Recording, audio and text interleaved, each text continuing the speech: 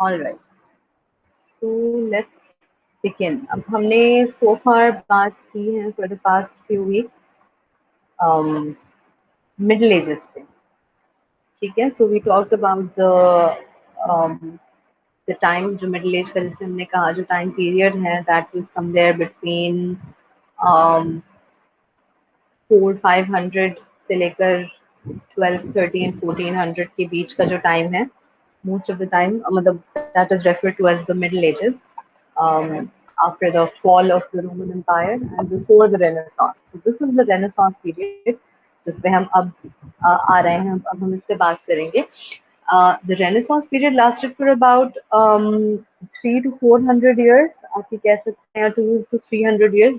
बहुत ज़्यादा टाइम नहीं था, but this was a period. This is sort of the rebirth. The name Renaissance means rebirth. So um, all those things जो कि पुराने classics थे, a lot of art, a lot of literature, creative field में जितनी भी चीजें हैं, they were revived in this era, which is why it is known as the Renaissance. So, इससे पहले तो क्या था, जैसे हमने मिडल एज देखा कि they had their own direct, उनका कल्चर था, उनका म्यूजिक, लिटरेचर अलग डेवलप हो रहा है, डेवलप डिफरेंटली, लेकिन we could see there was a lot of Christianization in everything because of the hold that the had during the, and they like were developing in certain like उनका था, but पहले तक we already see Greeks and the Romans, they had the field of art, हम जो different art किसी भी form में, they good at it, they mastered it. And all of that slowly, जैसे जैसे church power में आता है क्या, all of that slowly it started to wither down, मतलब वो छुप सा गया कहीं पर, नजर नहीं आया. So eventually it started coming into picture again, started getting observed again, लोगों की knowledge में आना शुरू किया, and that is where it got revived. So for this part, it was rebirth, and that is why this period हम ये समझते 1300 हम कह सकते हैं कि Excuse me, ma'am. आपकी आवाज बहुत अटक रही है. Yeah, your voice is not clear. okay, I don't know what to do about that. Static issue आ रहा है, अटक अटक के आ रही है.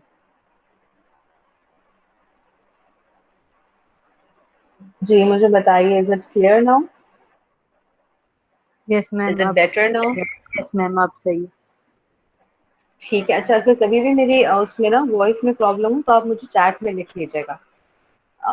जिस जिसको हो रही हो, सब लोग लिखें ताकि मुझे पता चल जाए कि इशू मेरी तरफ से हो रहा है या आपकी तरफ से. ठीक है, कभी ऐसा होता है कि किसी एक की तरफ हो रहा होता है तो आपको आवाज नहीं आ रही होती अपनी कनेक्टिविटी की वजह से. So if all of you mention it, so I would know that if multiple people are having the same issue, so I would know कि इशू शायद मेरी तरफ ही हो रहा है. आज लास्ट क्लास में also I had certain connectivity issues, तो मुझे लग रहा है यहाँ शायद मेरी तरफ है कोई मसला, आगे भी हो सकता है. तो just let me know. ठीक है, if it's clear now. So we were talking about Renaissance, and this period is the rebirth period. Around 1300 में हम कहेंगे हम Renaissance में जाना शुरू हो गए थे, like things started getting revived. By 1400-1500 it was like at its maximum, and then 1600-1700 के बाद as we enter the 1800s, फिर modernization की तरफ गया, 1900 की तरफ हम modernization की तरफ जाना शुरू हो गए थे. So this उससे पहले का ये जो period है, this is the Renaissance period. So we just take a look at some of the characteristics of this period. इसमें क्या क्या चीजें थी, क्यों रिवाइव हुई, क्या उसके पीछे बैकग्राउंड था. We'll just take a brief look at all of that. Now the Renaissance, ज्यादातर जब हम बात करते हैं about how it started, it's mostly मतलब हम कहते हैं कि इटली में स्टार्ट हुआ था, इटालियन रेनेसांस भी कहते हैं इसको. And it is understood pretty well कि Rome is in Italy, and so जितनी चीजें जब रिवाइव हो रही हैं तो जाहिर है जो उसका घर है, जो उसका होम प्लेस है, वहीं से वो चीजें दोबारा से डिग अप होना शुरू हो सकती हैं. तो this is why we mostly see that Italian Renaissance भी कहते हैं इसको, because वहाँ से सारी चीजें रिवाइव होना शुरू हुई. So the Greek art जितनी भी थी उस वक्त की, रोमन जितना कुछ था, because रोमन्स ने बहुत सारा कुछ ग्रीक से वैसे भी लिया था, so all of that started coming into picture. दूसरी चीज जो हुई वो ये थी कि ह्यूमनिज्म का कॉन्सेप्ट एक जनरेट होना शुरू हुआ, एक लोगों की नॉलेज में आया. What is humanism? Humanism is like every human being has an innate potential. Every human being कि हम strive करते हैं to towards getting better, towards fulfilling our potential. तो ये जो कॉन्सेप्ट है ह्यूमनिज्म का कि देयर इज एक एस्पेक्ट कि every person, every individual is different. हर इंसान का एक अपना पोटेंशियल होता है, एक यूनिक कैरेक्टरिस्टिक होता है, यूनिक पोटेंशियल होता है, और वो अपने मैक्सिमम पोटेंशियल को अचीव कर सकता है अगर उसको अलाउ कर दिया जाए, अगर सोसाइटी उसके ऊपर प्रेशर ना डाले, सोसाइटी उसके ऊपर अनवांटेड जो है वो कंडीशंस प्लेस ना करे कि you should do this and you shouldn't do this. So when you leave the individual on their own कि वो अपने आप को एक्सप्लोर करे, तो ह्यूमनिज्म का कॉन्सेप्ट ये कहता है कि the person is going to become fully functioning. वो बहुत अच्छा अपने आप को स्ट्राइव करके बहुत आगे बढ़ सकता है अपने सेल्फ से. ये कॉन्सेप्ट आम होना शुरू हो गया. Is this concept clear to everyone? Concept of humanism. Yes, ma'am. Okay. अच्छा, whenever I ask questions like this, if it is clear or not, अगर किसी को नहीं है तो वो बता सकता है at that time, ठीक है? Because I know it's जरा confusing सा होता होगा कि कौन जवाब दे कौन ना दे, तो उसमें मैं बस वेट कर रही होती हूँ कि अगर किसी को प्रॉब्लम हो रही है तो वो लिख दे, कोई क्वेश्चन है तो वो चैट में लिख दे, उससे मुझे मैसेज मिल जाएगा. इफ nobody says anything, मुझे समझ में आ जाएगा कि it's all clear to you. ठीक है? So that was the concept, and this concept when it came into surface, so फिर people started looking at art differently. यही वाली चीज आर्ट में रिफ्लेक्ट, मतलब by art I mean the creative, जो भी उनकी साइड है, क्रिएटिव आर्ट्स जितने भी हैं, उन सब में ये चीज आना शुरू. बिकॉज इससे पहले तक जैसे हमने कहा कि it was mostly religious based होता था उनका, आर्ट भी रिलीजियस बेस्ड था, लिटरेचर के अंदर भी बहुत सारा इन्फ्लुएंस था रिलीजन का and all of that. So they started looking at like religion is like a very broad umbrella जिसके अंदर सब लोग fall कर रहे हैं. So they tried to change it and they tried to look at individuals on their own. So that is how it started changing the way people depicted their art. ठीक है. सो if we try to look at the causes of the Renaissance कि क्या क्या चीजें थी, सबसे पहले तो ये कि हम बहुत सारे नेगेटिव इवेंट्स हुए थे जिसकी वजह से द सोसाइटी चेंज्ड ओवरऑल, मतलब बहुत ड्रास्टिक चेंजेस आए. One of them was the black death, जो हमने लास्ट लेक्चर में जिसके बारे में बात की, द प्लेग विच किल्ड मतलब a large number of population. फिर there was war between England and France जो कंटिन्यूसली चल रहा था. जाहिर है जब इस तरह की नेगेटिव चीजें होती हैं, हार्वेस्ट में कैटास्ट्रफीज हो रही थी, प्रोड्यूस इतना नहीं हो रहा था, तो आप देखो कि it is going to cause like war चल रही है, डेथ्स चल रही हैं, so the health care is not there, agriculture आपका पुअर है, so the country's economy is completely going to fall. अब यहाँ पे एक कंट्री की नहीं, यहाँ पे हम यूरोपियन कंट्रीज की बात करें तो इकोनॉमिक कंडीशंस इनकी बहुत खराब हो गई थी. दे weren't really मतलब they were just suffering a lot in terms of economy, and that caused a lot of change in the society overall. ठीक है. तो पहली चीज तो ये कि बिकॉज द यूरोपियन कंट्रीज सब स्ट्रगल कर रहे थे with you know the lack of economy, और ये जितने भी सिविल इश्यूज हो रहे हैं, लोगों के साथ प्रॉब्लम्स हो रही हैं, जनरली पब्लिक के साथ इश्यूज हो रहे थे, उसमें क्या हुआ कि इटली में trade became better because Italy is again part of Europe, but like you said कि उनके पास क्योंकि wealth थी, they had financial support. उनके पास मतलब काफी जगहों से काफी projects थे because they were the center, you know, like of art and everything. Because of the earlier Romans, मतलब वही बात है कि हमने कहा कि they have been ज़ाहिर है उनकी ही birthplace थी वो. So they had a lot of that already. They had people, मतलब इनका contribution उस हवाले से इसलिए था कि they were उनको बहुत ज्यादा वो मिले, प्रोजेक्ट्स मिले, उनको बहुत ज्यादा डोनेशंस मिल गई, उनको फाइनेंशियल सपोर्ट मिल गई, और वो जो है उसकी वजह से, अपनी इनकम की वजह से वो आगे भी लोगों को फाइनेंशियल सपोर्ट दे सके. So they started rising as a power. Again हम जैसे अगर अपनी बात करें आजकल, जैसे हमने कहा कि अपने सिचुएशन में once China recovered, they started providing help to different countries. Mask भेजना शुरू कर दिए, पर्सनल भेजना शुरू कर दिए, तो द वर्ल्ड स्टार्टेड रिकग्नाइजिंग कि चाइना इज प्रोवाइडिंग हेल्प. तो और बहुत से लोग जैसे प्रिडिक्ट कर रहे हैं कि अब जो है वो after we come out of this maybe US के बजाय China is going to be the super power. Now that is very far fetched but this is again something that we can foresee if this is how it continues. क्योंकि जो सामने आता है, highlight होता है, which is doing better than others, उसको जाहिर है ऑटोमेटिकली पावर मिलता. तो इसी को उस तरह से पावर मिलना शुरू हो गई कि they were wealthy, they were making more money and they were supporting other country. जो जो और उसके आगे पीछे के एरिया थे उनको भी उन्होंने सपोर्ट करना शुरू कर दिया. तो इटली का जो एक स्टेटस है वो बढ़ना शुरू हुआ. दूसरी तरफ the church started getting weak. तो चर्च जब वीक हो रही है तो इसका मतलब जो चर्च का होल्ड था, जो वो रिलीजियस उनकी एक मॉनिटरिंग थी और एक बहुत स्ट्रिक्ट वे में लेके चल रहे थे, all of that came to a halt. मतलब वो वीक होना शुरू हो गया. बिकॉज जाहिर है ऐसे टाइम पे आप देखें कि पहली चीज तो यही होती है ना कि लोगों का है कि if you talk about God and if you talk about prosperity and all of these, तो हम इतनी मुश्किलों से गुजर रहे हैं तो अब हमारे साथ इतना इतना बुरा क्यों हो रहा है. If we have followed everything तो हमारे साथ बुरा क्यों हो रहा है. तो इस तरह की चीजों में जाहिर है फिर आप उस चीज को जस्टिफाई कर नहीं पाते. लोगों का थोड़ा सा आपकी तरफ वो खत्म हो जाता है and they just want support, they just want answers, they want help, like जो materialistic में उनको मिले जिसको वो देख सके. सिर्फ faith काफी नहीं होता. So that also started declining the status of the church, जहाँ पर एक तरफ वो हो रहा था, Italy was gaining power. दूसरी तरफ क्या किया है कि जो पोप्स हैं उन्होंने आर्किटेक्चर पे, स्कल्पचर पे, अपने चर्चेस के अंदर उन्होंने उस तरह के आर्ट को बहुत ज्यादा इंट्रोड्यूस करना शुरू कर दिया कि हम अपनी, वही बात है कि हमारे चर्चेस अच्छे लगने चाहिए, अट्रैक्टिव लगने चाहिए, बिकॉज दे वांटेड टू. हमने जैसे बात की थी लास्ट टाइम कि art became a status symbol for a lot of them, for people. तो ऑब्वियसली चर्च के अंदर भी उसी चीज को आप उस तरह से यूज कर रहे हो कि this art can be status symbol. और उस आर्ट को तो उनका भी, जब उन्होंने भी अगेन इटली को, आर्टिस्ट को ज्यादा उन्होंने उनका स्टेटस इस तरह से बढ़ना शुरू हो गया. तीसरी चीज which was very important was that people started traveling. Exploration शुरू हुई. लोग अपने क्योंकि रोड जो है वो रूट्स ओपन होना शुरू हुए, सी रूट्स ओपन होना शुरू हुए.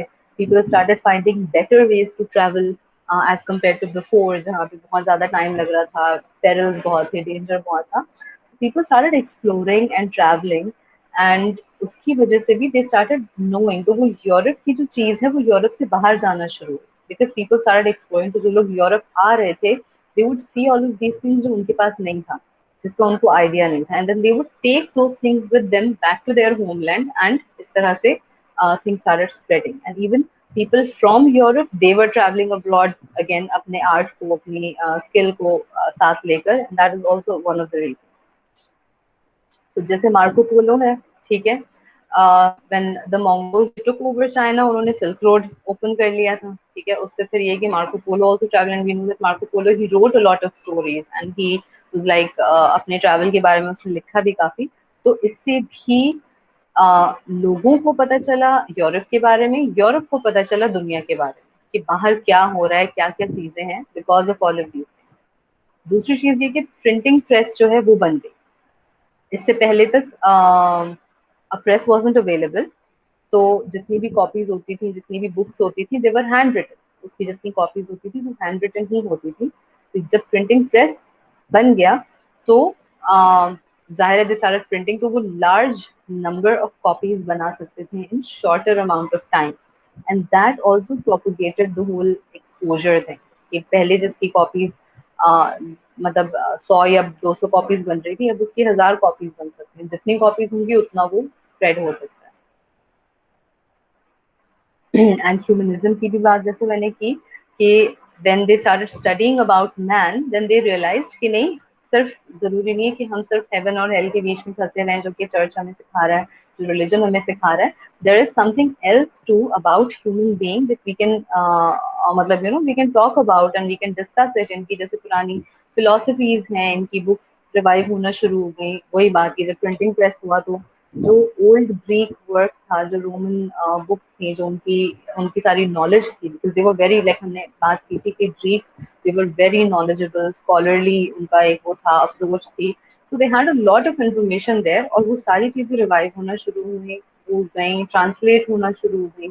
People started studying them. The Arabs, जितने हम अपने मुस्लिम उनको देखते हैं, Arabs को जिन्होंने contribute किया in science and maths and all of those things, they studied the Greeks. They studied the majorly they studied the Greeks. सारी books Arabic में translate होना शुरू हुई, so they started understanding more about it, and that is what they started applying. So humanism taught them that we can focus on individual person, एक individual interest पे भी, entertainment पे भी कर सकते हैं. तो हम सिर्फ आफ्टर वर्ल्ड की बात क्यों करें, हम दुनिया की बात भी कर सकते हैं. ठीक है. And that is how education and art it started gaining more and more popularity, कि नहीं ये भी जरूरी चीज है, नॉट जस्ट रिलीजन. ठीक है. तो इटली फ्लोरेंस में स्टार्ट हुआ. ठीक है. It is marked over here as you can see, and then it spread throughout different areas में. ठीक है. एंड देन वही वाली बात, लाइक आई सेड, कि ट्रैवल रूट उसकी तरफ से इजी था, रोड्स तक पहुंचना लोगों के पास रूट्स बहुत ज्यादा अवेलेबल थे to get to it. Similarly, there was another, the Medicis जो थे, they were like a family of bankers. तो वो फ्लोरेंस में ही थे मेनली. उन्होंने बहुत सारे आर्टिस्ट को जो है वो टेक किया था अपने मतलब वही प्रोजेक्ट्स के लिए. So their funding and their sponsorship एक तरह से also facilitated the Renaissance, because their family as a whole, they were a rich family, they were bankers, so they also propagated the art to a large extent. इनको later on, अब जाहिर है इनके खिलाफ revolution हुआ. Revolution in the sense ये कहें कि उसकी असैसिनेशन भी होगी. जो राइवल फैमिलीज जो और थी, कि एक फैमिली जब कहीं पर भी कॉन्सेंट्रेशन ऑफ पावर होती है तो फिर लोग थ्रेट फील करना शुरू कर देते हैं. सो like the rival families, they started getting like against them, and they killed the family. ठीक है. मतलब इनके जो मेन जो उनके फादर थे उनको उन्होंने मार दिया. उससे उनकी पावर एज सच इतनी ज्यादा कंटिन्यू नहीं हो सकी, बट एटलीस्ट जो इटालियन आर्ट है, जो रोमन आर्ट है, जो ग्रीक आर्ट है, इनकी उनका जो इंफॉर्मेशन है, that spread a lot to a large extent. ठीक है. So this was the beginning of the Renaissance, जो कि वो स्टार्ट किस तरह से हुआ था. And this is what propagated the whole concept of rebirth, कि ग्रीक जो है उनके पास क्या चीजें थी और किस तरह से वो उसको यूज कर सकते थे. ठीक है. So now I want you to tell me कि व्हाट डू यू थिंक कि इन सब इस तरह की जो चीजें होती हैं किसी भी सोसाइटी में, like all these factors that I talked about, first of all, तो do you think that humanism is a concept, जो humanism का concept है, do you think it is a concept that still applies? दूसरी चीज ये कि जितनी भी सोसाइटी में चेंज आई हैं, all of these, how do you think they must have sort of, you could say, attracted the population? ऐसी क्या चीजें थी उस वक्त उनके पास कि जिससे लोग अट्रैक्ट हो सकता है कि हो रहे हैं. ठीक है. तो पहले मुझे बताइए about humanism. Do you think it is a concept that can lead to certain change in perceptions? And दूसरा, what might people find attractive in things like this? Sir humanism की डेफिनेशन, एग्जैक्ट डेफिनेशन एक बार repeat करेंगे दोबारा? मैं एक minute उसकी slide ही खोल देती हूँ. Just a minute.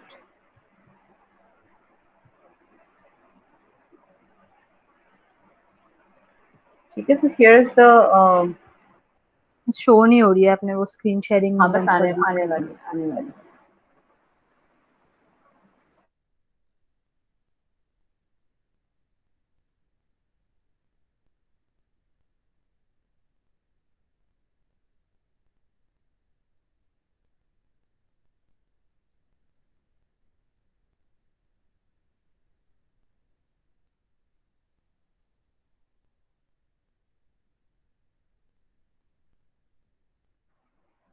Okay, I think I lost connection from my phone. मैं दोबारा से log in करती हूँ. ठीक है. Just give me a minute. Can you hear me, by the way?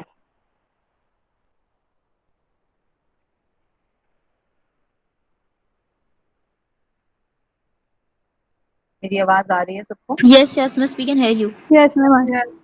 ठीक है. हाँ जी. तो अब और स्क्रीन आपको नजर आ रही है या नहीं? यस मैम आ रही है। ठीक है। तो जो ह्यूमनिज्म का कॉन्सेप्ट है वो यही है कि every person has a potential to grow, and the person can grow if society does not impose conditions on the person, कि वो उसको फोर्स ना करे कि तुम्हें ये करना चाहिए, ये नहीं करना चाहिए। उसकी इंडिविजुअलिटी को अपॉर्चुनिटी दें कि वो एक्सप्लोर करे खुद, और खुद उससे चीजें सीख कर आगे बढ़े। So this is the concept of humanism. So do you think again this is applicable to people? Do you think this can change the perception of the अगर हम भी उसको अप्लाई करें तो? Yes ma'am, I think miss लोग इससे attract इसलिए हुए होंगे क्योंकि जैसे पुराने टाइम में जब रिलीजन ही मेनली वो जैसे हर कोई अपने रिलीजन के हिसाब से चलता था, तो वो ये था एक कॉन्सेप्ट लाइक कि दिस और दैट, कि या तो आप अच्छे हो या बुरे हो, there was no like middle ground. तो अगर लोगों हम्म पे इतनी मतलब वो होती थी कंडीशनिंग कि you have to be this way, कि वो फ्रस्ट्रेट हो जाते होंगे कि उनको अगर कुछ और करना हो तो उसको बोलते होंगे वो गलत है। तो आई थिंक इसलिए ये जब हम्म ये कहते होंगे कि अपना आपके पास पोटेंशियल है और ये सब, तो उसकी वजह से लोग अट्रैक्ट होते होंगे उस तरफ। ठीक है, बिल्कुल that could be a reason and a very strong reason कि जो चीज उससे पहले तक उनको जैसे अलाउ नहीं की जाती थी, वो अब उनको की जा रही है, उनको चांस दिया जा रहा है। व्हाट है? यस। कोई और भी बताए, what do you think?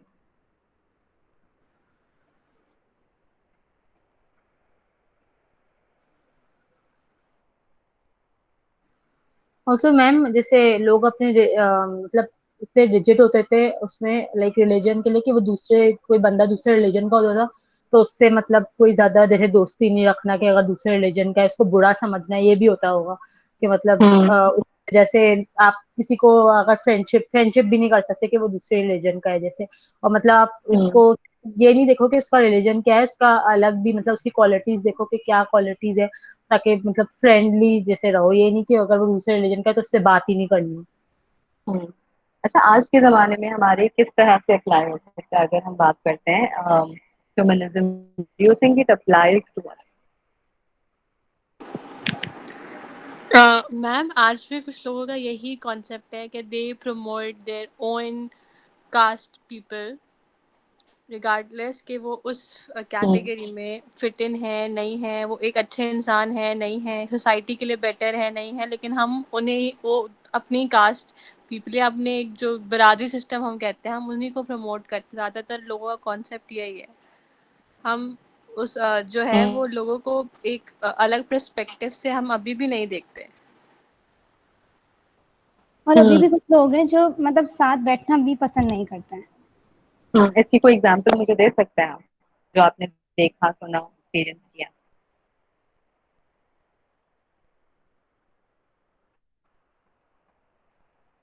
Ma'am like मैं जैसे सुनी हूँ, हमारे कुछ रिश्तेदार हैं तो मतलब पता नहीं उनको ऐसे होता है कि शियाओं से मतलब उनका घर का खाना नहीं खाना और इस तरह की चीजें। मेरी लाइक स्कूल की बेस्ट फ्रेंड है, वो शिया, हम्म तो उसकी बर्थडे थी तो हम सेलिब्रेट करने उसके घर गए थे। और मतलब मैं घर आके बता रही थी ऐसी, तो हम लोग सारे मतलब थोड़े बुजुर्ग भी रहे जमा था, मैं बता रही थी कि हम लोग उसके यहाँ गए थे और मतलब उसकी अम्मी ने खाना बनाया, तो वो उस पर इतना वो गया कि मतलब अरे खाना कैसे खा लिया उनके घर का और ये वो मतलब उस पर जैसे वो ऐसी चीजें। हम्म हम्म। एंड ये I think it's pretty common, हमारे कुछ यस मैम। प्रेजुडिसेस हैं certain ma'am religious, regardless religious of भी तो हैं ही। रिलीजन हम किसी को ओवरऑल फाइनेंशियली ग्रोथ करता हुआ भी देख रहे हैं। जैसे कि अगर if my uncle is somewhere on a head of an institute, so हम प्रेफर करेंगे कि हम उनके पास जाएं और वो हमें जॉब दे दे, रिगार्डलेस हम उस स्किल्ड के काबिल हैं हाँ नहीं हैं। और हम इन्फोर्स करें कि नहीं हम हम्म जानने वाले हैं इसलिए वी आर डिजर्विंग। तो हम ये इसको इसको हम्म रीजनेबल बना देते हैं कि ओ हम हमारा कुछ रिलेशन है या हम एक एक जगह से बिलोंग करते हैं, so that's why we are capable of this position regardless we are skilled और नॉट। और जैसे हम्म शादियों में इस मत तरह का बहुत होता है कि हम्म जैसे शादी अगर दूसरे अपने कास्ट के बाहर नहीं शादी करनी, जैसे कि मतलब अपने हम्म कास्ट शादी करनी है, अब वो बंदा खराब भी हो लेकिन अपने कास्ट वाला है तो नहीं अच्छा ही होगा, और मतलब कोई दूसरे बाहर करनी ही नहीं।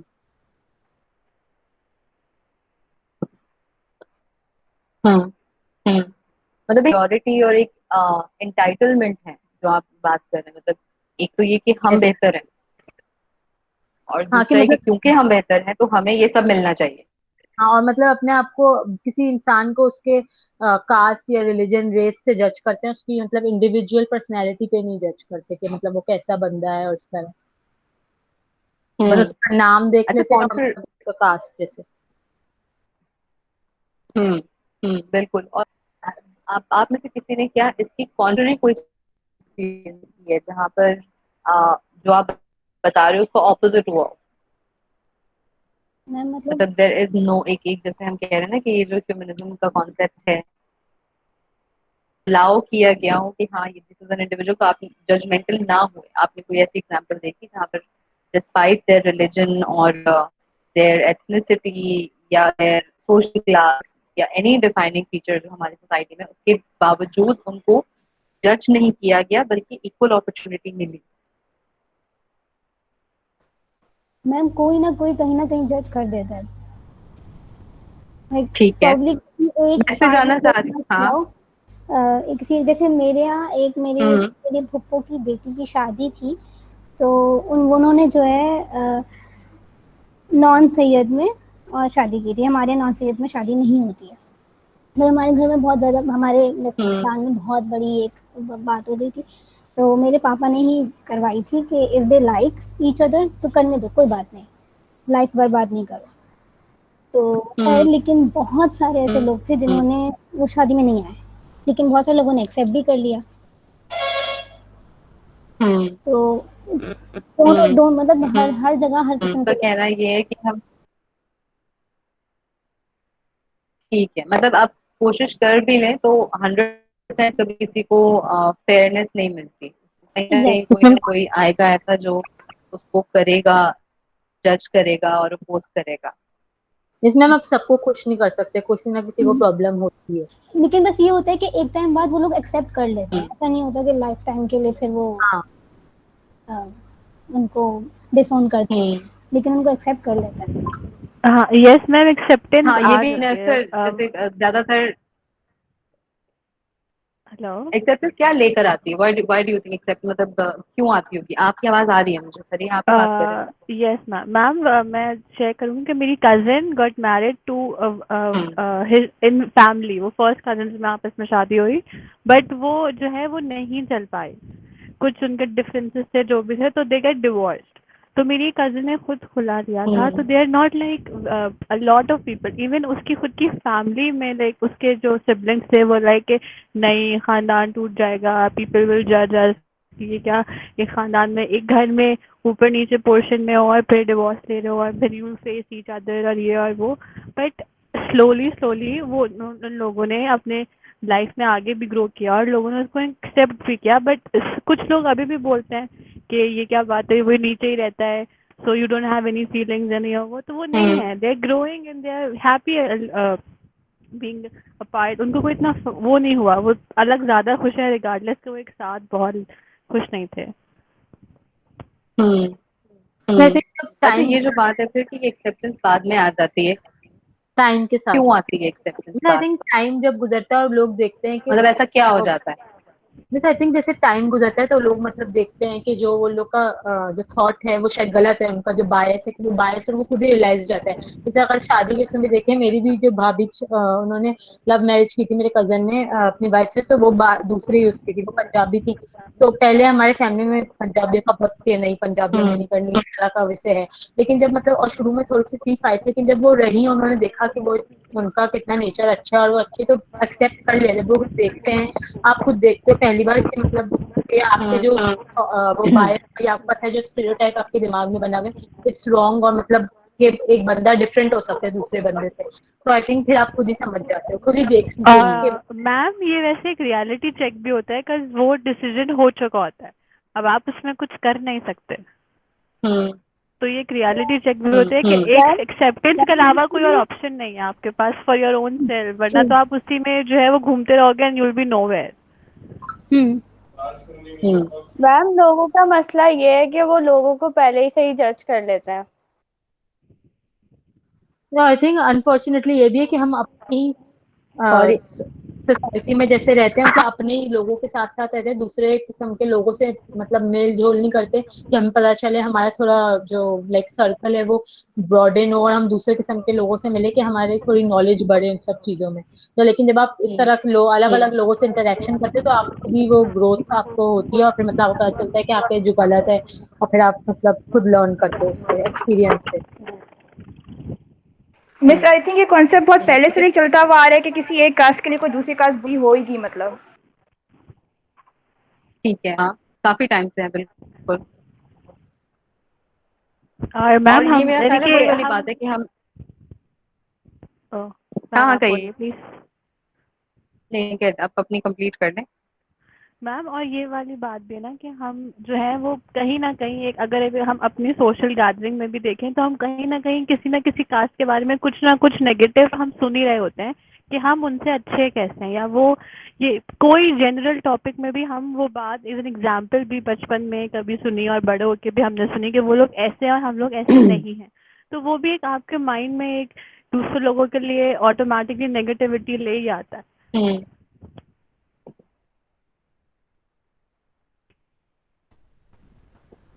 जिसमें बहुत ठीक, सी मतलब ये वही वाली बात की जो आप सब जो बता रहे हो।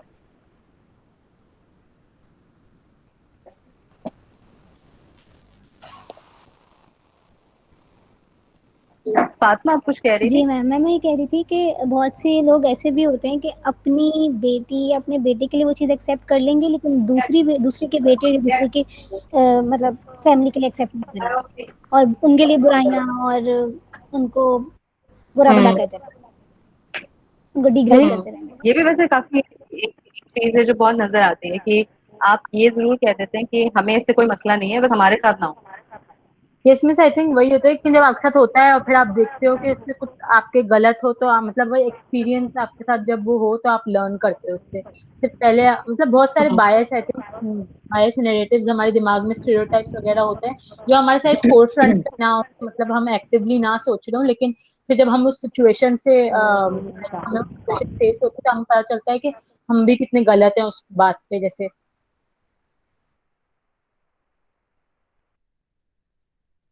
जब तक इंसान खुद एक्सपीरियंस नहीं करता है उसको कैसे पता चलेगा। हाँ वही एक्सपीरियंस करना है क्योंकि हम लोग अपनी सोसाइटी में जैसे रहते हैं कि अपने किस्म के जो आप जैसे लोग होते हैं उनसे ही उनके साथ ही रहते हो कि लाइक माइंडेड लोगों के साथ, कोई आपको जो डिफरेंट थॉट वाला है उसके साथ नहीं होते हो। लेकिन फिर जब आपको थोड़ा लोगों से इंटरेक्शन होता है तब पता चलता है कि अपनी भी गलतियां दिखती हैं और मतलब लर्निंग एक्सपीरियंस हो जाता सही।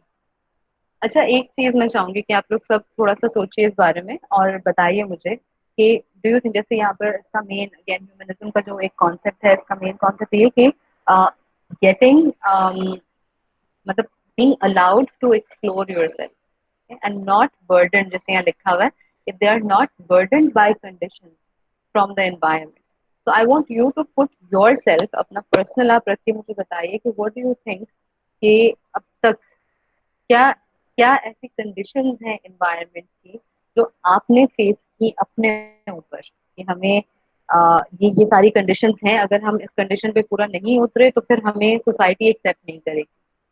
घर वालों से हम थोड़ा सा एक स्टेप आगे, घर वालों के बारे में भी बात कर सकते हैं, लेकिन उससे थोड़ा सा आगे भी जाएंगे कि कौन सी ऐसी चीजें जो आपके ख्याल में सोसाइटी ने आपके ऊपर कंडीशंस डाले हैं, अपने पर्सनल एक्सपीरियंस को रखते हुए बताइए। है। जैसे हमारी मेरी फैमिली मतलब पहले मुझे अम्मी अब्बू ने ऐसा होता कि आपको डॉक्टर बनना है तो बचपन से इतना वो डाला हुआ था कि मुझे भी ऐसे लगने लगा था कि शायद मुझे भी ऐसे डॉक्टर बनना है। तो टेस्ट दिए थे यूनिवर्सिटी के लिए, नहीं हुआ तो मतलब जब मैंने खुद अपने तब रियलाइज किया कि मतलब जब नहीं हुआ मेरा एडमिशन तो मुझे उसमें इतना मतलब लाइक वो नहीं हुआ दुख जैसे इतना कि अरे मेरा एडमिशन नहीं हुआ। और फिर रियलाइज हुआ कि वो असल में मैं नहीं चाहती थी, वो बचपन से इतना वो डाला हुआ था कि बनना है डॉक्टर ही बनना है कि मेरी यही सोचने लगी कि मुझे भी शायद डॉक्टर ही बनना है। और फिर मतलब मुझे पता चला कि जैसे वो सब वही आपके बचपन से कितना डाला होता है और फिर मतलब अम्मी अब्बू से थोड़ी बात की तो उन्हें उनको भी थोड़ा बस समझाना होता है फिर समझ जाते हैं। हम्म। तो ऐसे में फिर और ये मेरा ख्याल है दिस इज समथिंग जो कि काफी सारे लोग फेस करते हैं। Yes ma'am. और फिर मतलब ऐसे बहुत सारे लोग होते हैं जिनको लगता है कि उनका एक पैशन है और फिर जब वो ज्वाइन करते हैं वो देखते हैं कि वो खुश नहीं है उससे, मतलब वो उसपे फुलफिल नहीं हो रहे होते हैं, उनको लगता है कि वो गलत में आ गए हैं, ऐसा बहुत होता है। और काफी सारे लोग ऐसे हैं, स्टूडेंट्स ऐसे हैं जो फिर सक्सीड नहीं कर पाते अपनी फील्ड में, सिर्फ इसलिए कि वो उसमें अपनी फैमिली मतलब प्रेशर है। कि ये ज्यादा बेहतर फील्ड है। जैसे हमारे टाइम पे आई रिमेम्बर जब हम कॉलेज जाते थे तो आर्ट्स को कुछ समझा जाता था, आप साइंस करें आर्ट्स ना करें। तो हमारे कॉलेज में कंप्यूटर साइंस भी थे, प्री मेडिकल था, प्री इंजीनियरिंग था और आर्ट्स, ये 4 फैकल्टीज हमारे कॉलेज में होते थे। एंड सबसे जो लीस्ट हम कहें कि रिगार्ड मिलता था वो आर्ट्स डिपार्टमेंट को मिलता था। तो अब भी कि ये जो ये सारे बिल्कुल फारिग से हैं। हाँ अब भी यही है काफी, मतलब क्योंकि मैं तो 10 हमारे भी 15 12 स्कूल साल में, पुरानी बात सोच रही हूँ। यस मैम, मतलब हमारे भी स्कूल में ऐसा था कि लाइक अगर जब आप 8 में होते थे, 9 10 में आपको चूज करना वो होता था ना, तो आपके एग्जाम के मार्क्स होता था, जिनके लाइक 80 90 होते थे उनको बायो में डाल देते थे, और जो उससे थोड़ा मतलब लाइक 70 उनको बायो और इंजीनियरिंग में आपका पास ऑप्शन है। फिर अगर आप 76 और 70 80 में, तो आप कॉमर्स, और बाकी जो बच गए वो मतलब आर्ट्स के। तो और मतलब ये होता था हमारे इसमें स्कूल में, अभी भी यही है।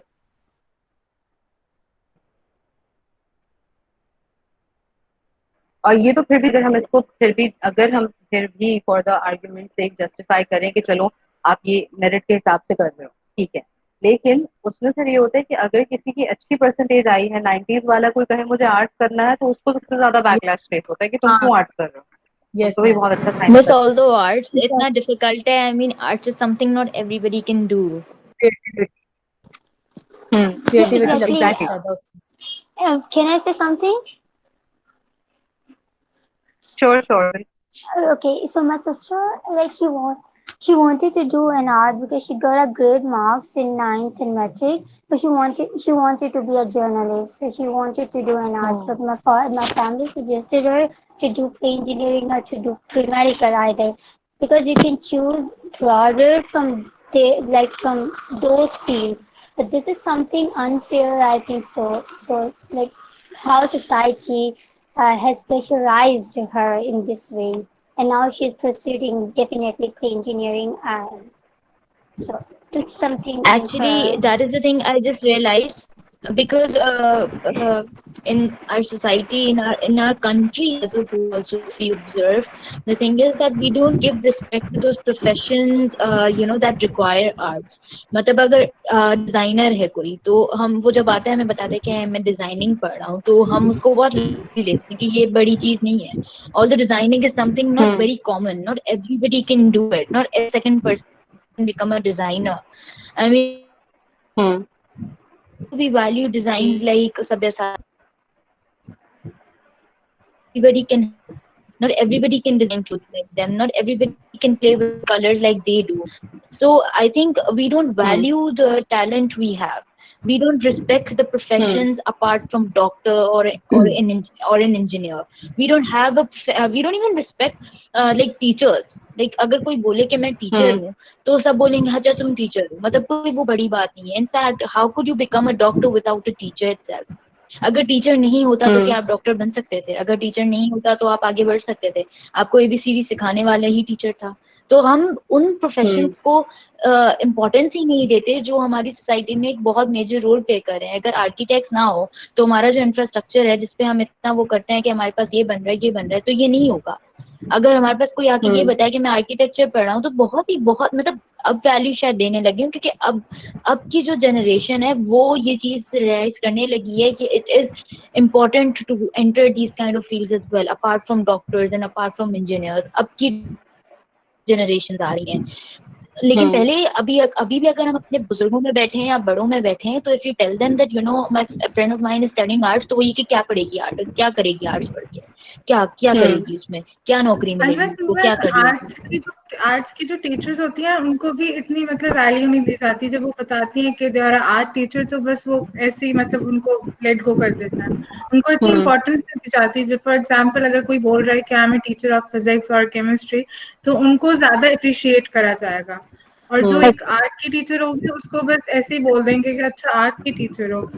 एंड आई थिंक जो जैसे for example we are studying bio और जो बच्चे कॉमर्स पढ़े हैं उसमें what we have to do, we have to learn things, but arts में you actually have to use your mind, you have to think a lot.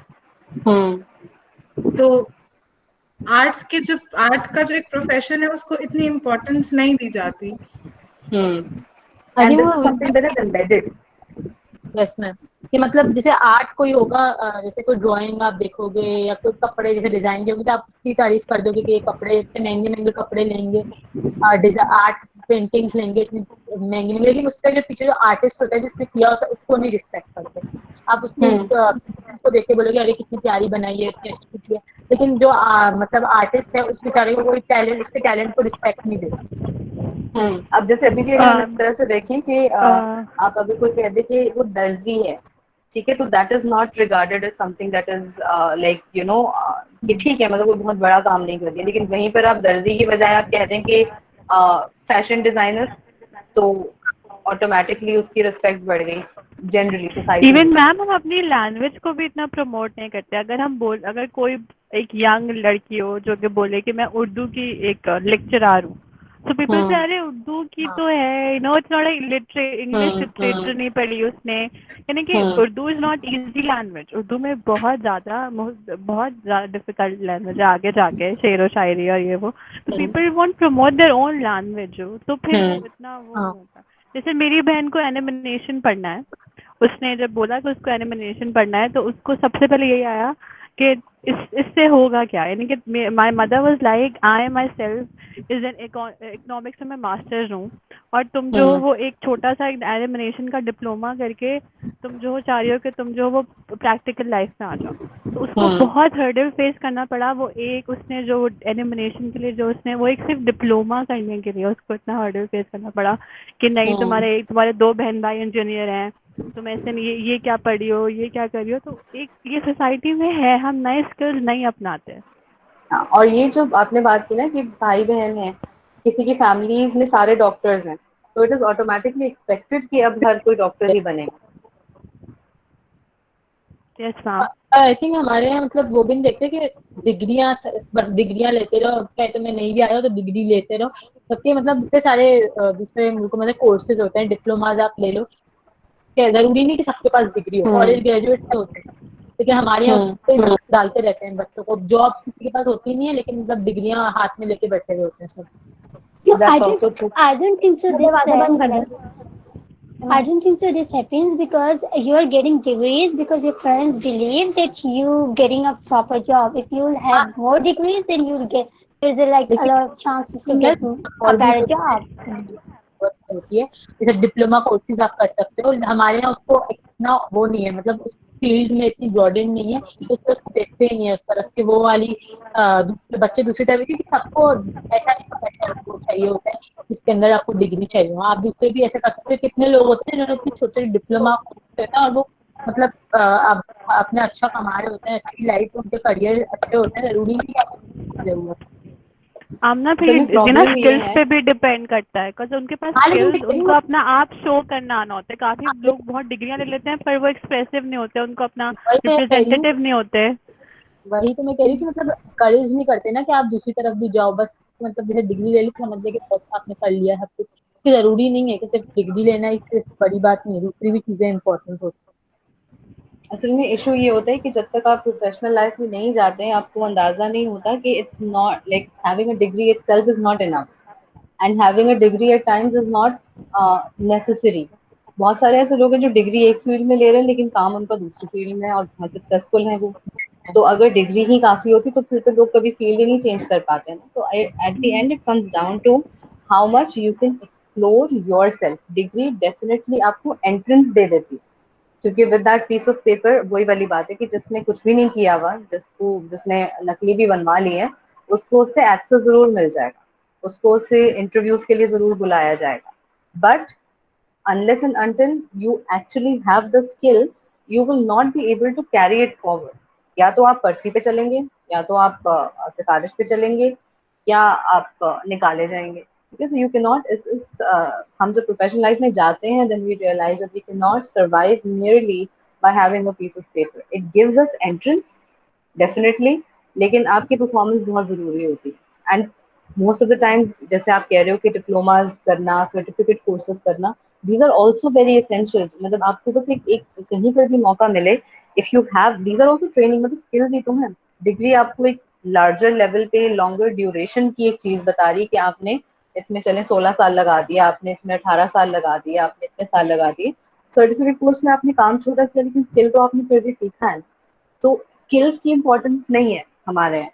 किसी ने diploma किया है इंजीनियरिंग में, जैसे जो आई थिंक बीएई कहलाता है उनका डिप्लोमा इन, आपको पता नहीं उसका फुल फॉर्म क्या है, वर्सेस समबडी जिसने बीएस इंजीनियरिंग किया है. स्किल दोनों के पास है. जॉब्स डेफिनेटली डिफरेंट होगा, पे स्केल डेफिनेटली डिफरेंट होगा. जितनी ज्यादा आपकी क्वालिफिकेशन है उतना ज्यादा आपका पे स्केल होगा.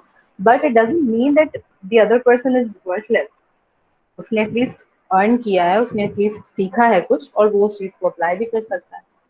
सो we don't allow this individuality. And हर किसी के बस की बात नहीं होती. हम ये भी भूल जाते हैं कि आप सब जो है वो, अगर हम एक तरफ एजुकेशन को प्रमोट करते हैं तो we ask people to definitely go ahead and study. हम चाहते हैं कि लोग स्टडी करें, लेकिन हर कोई नहीं होता उस माइंड फ्रेम के साथ कि वो स्टडीज पूरी कर सके. हर किसी के पास वो स्किल्स नहीं होती कि वो अपने पेपर्स जो है वो बहुत अच्छी तरह से अटेम्प्ट करके पास हो जाए. किसी की कॉम्प्रिहेंशन का मसला है, किसी की मेमोरी का मसला है, किसी के और वोकेबुलरी का मसला होता है. There are different problems that you might have. So it is not the full and final thing कि हाँ बस आप पढ़ाई कर रहे हो तो डिग्री लेना ही आपकी सक्सेस की निशानी है. आप वो करें जिसमें आप अच्छे हो. तो हम स्किल्स को या हम इंडिविजुअलिटी को प्रमोट नहीं करते, हम फील्ड को प्रमोट करते हैं. आप प्री इंजीनियरिंग में जी गए हो, मैम. लड़का है प्री इंजीनियरिंग में गया है तो बहुत अच्छा है. अब वो उसमें फेल हो रहा हो, धक्के खा रहा हो, टीचर की डांट खा रहा हो, स्टूडेंट से बुली हो रहा हो, कोई फर्क नहीं पड़ता. बस यूनिवर्सिटी जाए और इंजीनियरिंग करे क्योंकि ये उसके लिए रिस्पेक्टेबल चीज है. So that's not worth it. Ma'am actually लोग एक्सक्यूज एक्सेप्ट मी नहीं मैम, कर सकते. अच्छा फातिमा, पहले आप बोलो, फिर जो उसके अलावा बोलना चाह रहे थे इनके बाद कह रहे हैं. मैम मैं कह रही हूँ कि लोग एक्सेप्ट ही नहीं कर सकते कि दूसरा खुश रहे या जो वो चाहता है वो करे. क्योंकि आप ये देखिए बहुत से लोग पढ़ा ही नहीं रहे अपने बच्चों को. बहुत से लोग पढ़ा रहे हैं तो वो ही कह रहे हैं कि बस तुम्हें यही बनना है, डॉक्टर बनना है, इंजीनियर बनना है, इसके अलावा तुम्हारे पास कोई फील्ड नहीं है. बहुत से लोग जो है मतलब देख ही नहीं रहे कि बच्चे क्या कर रहे हैं. तो हर जगह कुछ ना कुछ मसला है. कोई एक्सेप्ट नहीं कर रहा कि इस इंडिविजुअल को करना क्या है. Can I say something? If हाँ she's जी done? मरियम.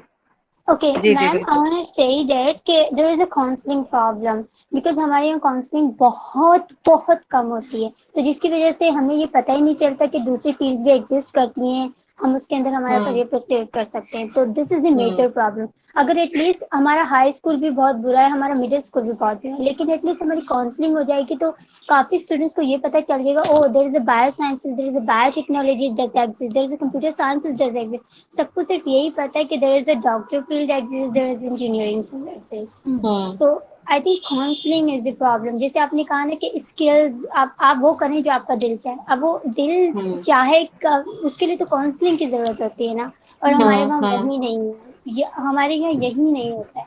तो जिसकी वजह से Very true. काफी स्टूडेंट्स का जो फ्यूचर है, करियर है, वो बर्बाद हो जाता है. To be And honest. even as and when I like opt for biosciences, तो मेरी फैमिली में इतने सारे लोग थे उनको पता ही नहीं था कि biosciences होता क्या है. They were like कि ये क्या फील्ड है, तुम क्या कर रही हो, इसमें क्या पढ़ोगी, इसमें जॉब क्या मिलेगी तुम्हें. तो there were That's lots of true. questions. मतलब ये they बहुत only अच्छी आपने बात की मरियम, कि ये वाली जो चीज थी ना कि काउंसलिंग वाली, this is actually so important कि करियर काउंसलिंग है ही नहीं, हमें पता ही नहीं है. मैम स्टूडेंट्स को 9th क्लास में कह दिया जाता है कि आप अपना करियर चूज कर लो, जब पता ही नहीं होता कि आपको करना क्या है.